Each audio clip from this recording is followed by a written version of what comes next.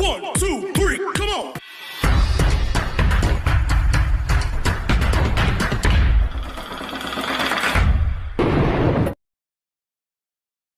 Assalamualaikum warahmatullahi wabarakatuh. Halo guys, halo teman-teman semua di sana. Berjumpa lagi hari ini masih bersama saya. Apa kabar Anda semua di sana guys ya? Pastinya doa yang baik-baik akan selalu saya panjatkan untuk kita semua. Semoga dalam keadaan sehat, pakcik, makcik, saudara-saudari sekalian. Bagi Anda semua, ada yang sakit agar lekas dapat disembuhkan, dan yang sehat agar tetap dapat menjaga kesehatannya, staminanya dimanapun Anda beraktivitas. Amin amin ya robbal alamin. Guys, kali ini ada satu kabar yang menarik yang sangat mengejutkan guys ya. Justru ini membuat saya kaget. Saya belum pernah mendengar hal ini sebelumnya. Bahwa pemimpin Indonesia, salah satu pemimpin di tempat di kabupaten yang ada di Indonesia, ya, pemimpin di Indonesia ini ternyata pernah menjadi karyawan, ya, menjadi karyawan di salah satu rumah makan, tepatnya itu Sate Kajang di Malaysia. Ini menarik guys ya, bahwa di Indonesia dia menjadi seorang pemimpin, namun sebelumnya di Malaysia dia menjadi karyawan. Oke, ini menarik untuk kita bahas ya guys ya, karena bertepatan pemimpin ini juga lulusan dari Malaysia. Tanpa banyak basa-basi ya, karena video ini cukup menarik menurut saya, langsung saja kita mereaksi video itu. Ini dia. Kita lagi jalan-jalan di kota Kajang di Malaysia. Mau cari ini loh, Kajang, Malaysia. Galeri Medan Sate. Semacam tempat kuliner sate yang dulu saya pernah kerja selama masih kuliah di Malaysia waktu S2. Oke, kita nyebrang jalan dulu menuju Galeri Medan Sate. Ini pemimpin guys di Indonesia. Betul, seorang pemimpin. saya dulu kerja di sini. Tapi pernah kerja di Malaysia. Jualan berbagai masakan sate Kajang dari banyaknya warung-warung kuliner yang khusus sate Kajang. Nah, ini Medan Sate Kajang. Nah, iya, saya dulu kerja di situ tuh. Sate Emas Kajang. Ya, bener, saya ingat dulu kerja di sini saya. Nah, ini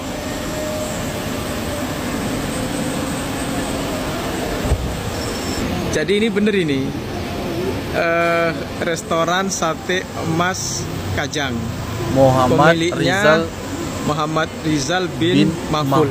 Dulu waktu saya masih kerja di sini itu masih Haji Mahful.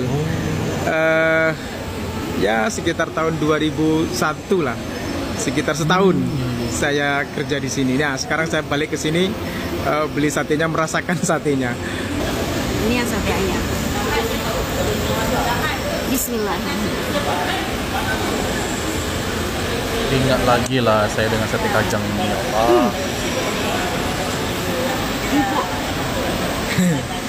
Jadi sate Malaysia itu manis-manis. Saya ya, pernah ya? coba bang. Saya Manis. pernah coba. Gede, tapi empuk sekali ya. Makannya pakai lontong.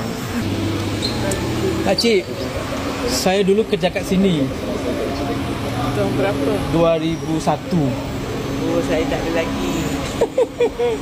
Makcik ada lagi. Makcik ada? Makcik ada sihat.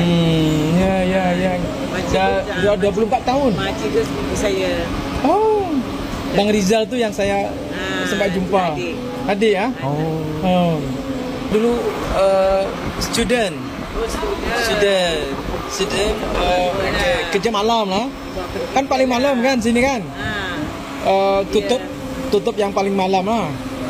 Nah, saya lepas maghrib kerja kat sini. Sampai malam lah. Sampai malam. Itu sampai pukul 12 kan? Ya, sampai pukul 12. Dress tau? Dress. Dress yang gemuk-gemuk tu. Yang bekal tu kan? Yang gemuk-gemuk tu. Bagi dia. Ya ke? Tak ingat lagi kan? Itu dia. Nak ya Idris, Ingat tak dia? Dulu kerja kat sini tahun 2001. Dia ingat lah tu. Ingat, eh? Dia yang paling lama. Dia yang paling senior. Ya, ya. Ha. Nah, ini namanya Idris. Dulu bagian bakar sate. Sekarang pun bakal juga. Bakal depan semua. Ini masih teman lama ketemu. Terima kasih ya. Sama. Sama, terima kasih. Terima kasih juga datang. Ingat juga Ya, di sini. ya, ingat saya. Terima kasih. Ya.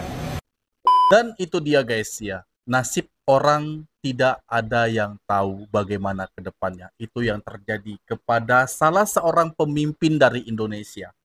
Beliau adalah bupati, atau lebih tepatnya mantan bupati guys, ya, di Lumajang, yang saat ini masih eksis di dunia pemerintahan.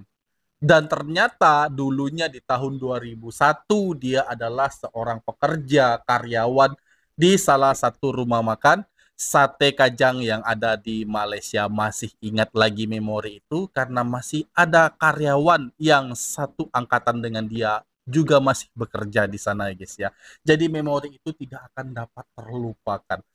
Nah, saat ini dia ternyata sedang menyusun juga guys S3 di Malaysia, dan seorang pemimpin dari Indonesia, Bupati Lumajang ya, dia masih mempercayakan pendidikannya dengan melanjutkan kuliahnya di Malaysia S3 guys, PhD. Dan tepatnya di bulan ini guys ya, bulan Mei itu dia ada ujian. Mudah-mudahan dia dapat selesai ya masa ujiannya dan berakhir lulus S3 PhD dari Malaysia. Dan sesuatu hal yang sangat membanggakan guys, ketika pendidikan kita itu lulus di luar negeri, itu satu kebanggaan guys, satu kebanggaan bagi semua orang. Apalagi terjadi kepada saya atau anak saya guys.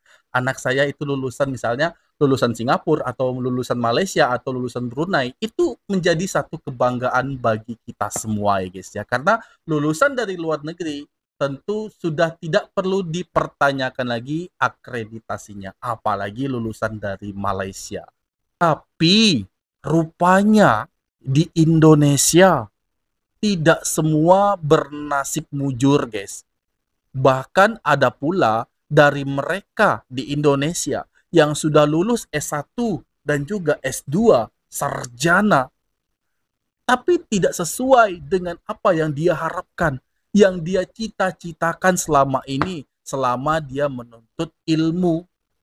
Dan apa yang dia inginkan, apa yang dia perjuangkan ternyata sulit untuk dia dapati guys. Bahkan sampai dia lulus S2, dia tidak mendapatkan pekerjaan sesuai dengan apa yang dia inginkan. Seperti yang ada di video ini.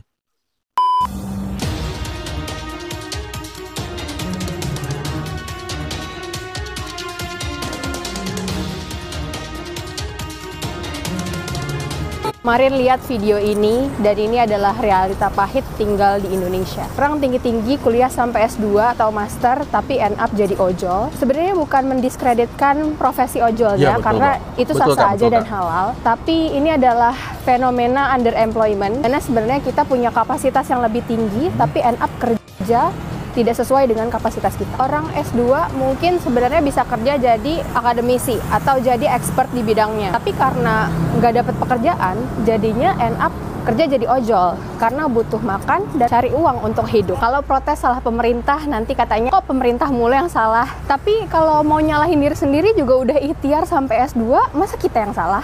Makanya jangan heran kalau orang Indonesia yang udah ada kesempatan kuliah atau kerja di luar negeri enggan balik ke Indonesia karena mereka malas dihadapin sama realita yang kayak gitu. Hal mungkin orang-orang inilah yang akan menyelamatkan Indonesia, tapi karena gak ada kesempatannya, gak dihargain, jadi ya buat apa? Jujur cukup miris dan sedih ngelihat videonya gitu ya, dan ngelihat realita ini. Tapi ya gak bisa ngapa-ngapain juga, jadi let's pray aja lah for Indonesia.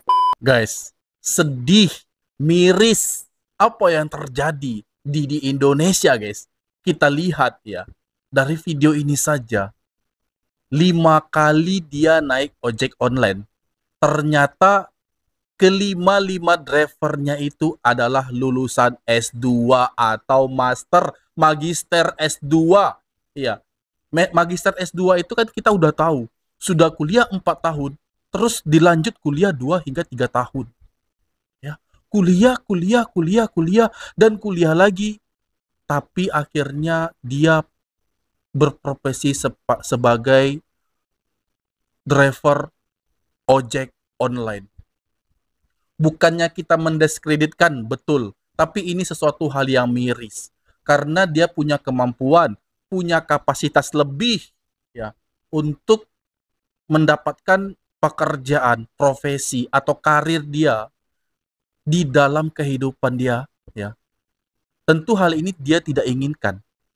Memang ojek online kita respect ya, kita respect. Tapi kalau untuk menjadi driver ojek online itu lulusan SMA atau sarjana S1 pun bisa. Nggak perlu kita sampai master, sampai S2 ya. Dan ini sesuatu hal yang miris. Ini bukti bahwa sulitnya untuk mencari pekerjaan di Indonesia. Sebenarnya ada, tapi banyaknya pesaing-pesaing ini membuat banyak orang yang tidak ada harapan atau masa depan yang lebih baik untuk bekerja di negara sendiri, guys. Betul kata Aka ini, banyak orang Indonesia yang sudah bekerja di luar negeri. Banyak orang Indonesia yang kuliah di luar negeri dan bekerja di luar negeri. Dan mereka di sana bukan tidak sayang dengan negaranya, tapi karena tidak ada kesempatan di negara sendiri, makanya mereka ini juga perlu hidup, perlu makan, perlu minum, banyak keperluan di dalam kehidupan dia sehari-hari. Tentu dia harus bekerja demi menafkahi keluarga, anak istri, ya. Belum lagi sekolah anak, bayar rumah, bayar listrik dan lain sebagainya. Itu kan perlu uang. Ya. Maka ini menurut saya dan banyak orang lainnya mengatakan bahwa miris.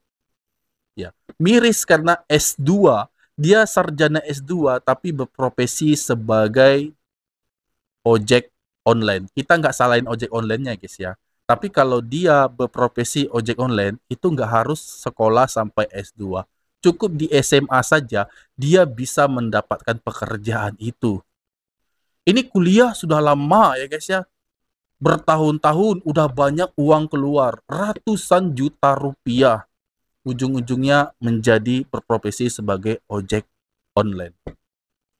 Kasihan sekali. Makanya saya katakan, ya, ini tolong pusing saya guys. Karena apa? Karena banyak kali pungutan liar, pungli ya, dari inilah, dari pemuda setempat, dari lain sebagainya, dari hantu belau ya.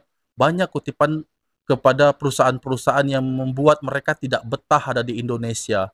Dan bahkan berita itu sudah sampai ke Tiongkok, bukan hanya ke Malaysia, namun sudah sampai ke Tiongkok, pungli-pungli yang dilakukan oleh segelintir oknum-oknum di Indonesia ini, yang banyak meminta uang kepada perusahaan-perusahaan, terutama perusahaan dari Cina yang masuk ke Indonesia. Itu dikutipkan banyak biaya sana-sini dari orang-orang yang tidak jelas, ya.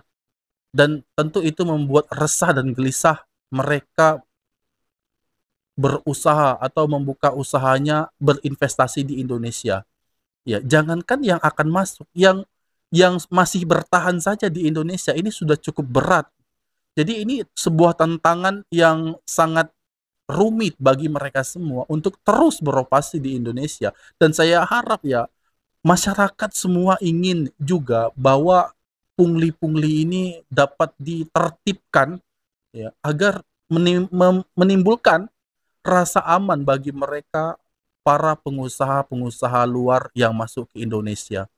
Ya, itu yang mereka mau. Karena apalagi di situasi yang genting kemarin, perusahaan tidak bisa beroperasi, mobilnya atau lorinya tidak bisa keluar karena dihadang oleh segelintir oknum yang meminta uang.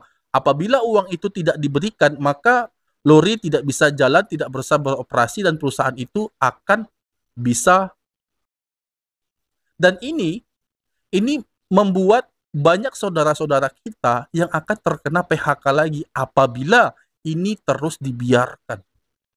Inilah salah satu faktor yang terjadi. Makanya S2 itu banyak berprofesi sebagai ojol, ya, pekerja-pekerja yang seperti itu, yang tidak sesuai dengan harapan mereka. Kenapa? Karena minimnya peluang pekerjaan di dalam negeri sendiri. Adapun itu, namun pesaingnya sangat luar biasa. Belum lagi kita membahas tentang orang dalam.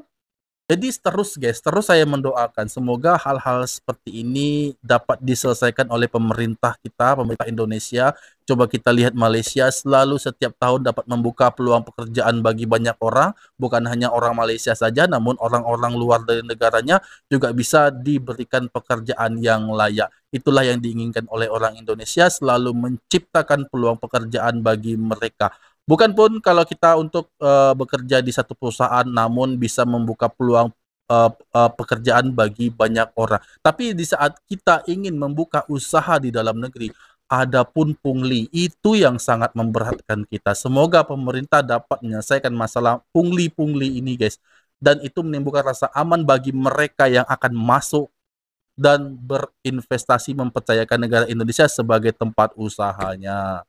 Baik, demikian tadi video aku. Semoga video ini bermanfaat bagi kita semua dan aku mau diri mohon maaf jika ada kesalahan kata, kesalahan sikap pada Anda semua mohon dimaafkan dan aku akhiri. Assalamualaikum warahmatullahi wabarakatuh.